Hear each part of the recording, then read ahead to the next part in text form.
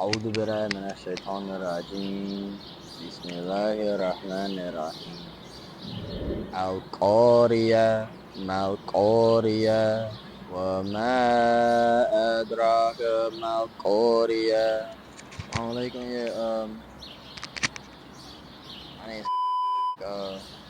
known as Waliyy, and I'm from Northern Virginia, from Dumfries specifically.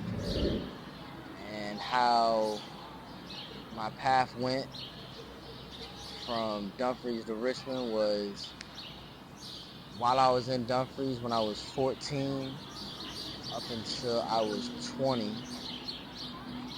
I was doing just things I wasn't supposed to be doing. I was just in the streets, and what led to my incarceration was somebody owing one of my friends money, and I thought it was okay to get involved in the situation. I did what I did, and people got hurt, and that led to me doing roughly under 7 years out of my life. But during that incarceration is where I found Islam, true Islam, and where I just learned to even be a better person on just how dealing with people and even just dealing with myself and making better decisions.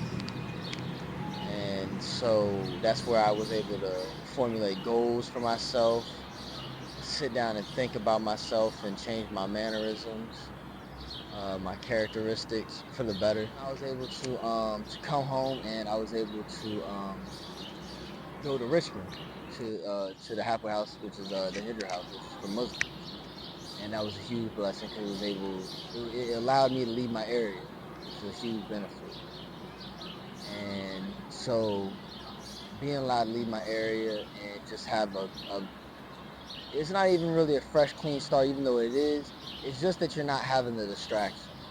And so not having those distractions and being able to be somewhere new where you don't know nobody and you have to do everything fresh, it's very easy.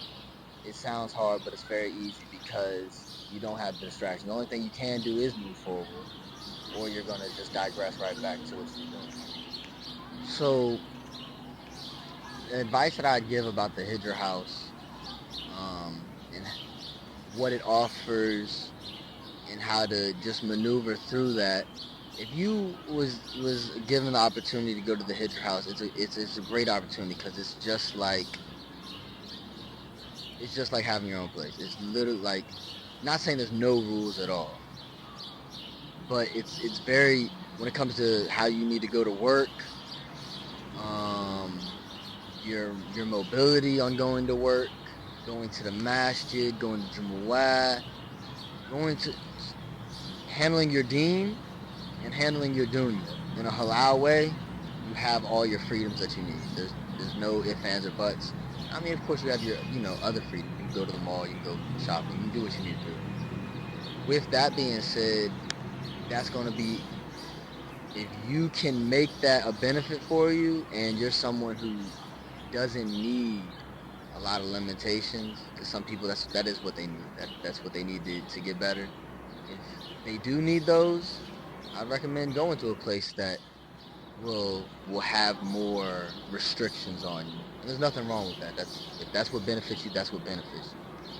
But if you feel, boom, I'm ready to enter society, and pretty much enter society as if you were going into your own place, then the Hijrah House will work out perfectly, just because you're going to be able to go to work when you need to go to work. It doesn't matter what your shift is. If you're not at work, you want to go to the masjid, it's time for prayer, you go to the masjid and you pray. There's a class in the masjid, you can go to the masjid and attend the class. There's Jumu'ah, you can go to Jumu'ah. I mean, there's no limitations on your religion, there's no limitations on your workspace.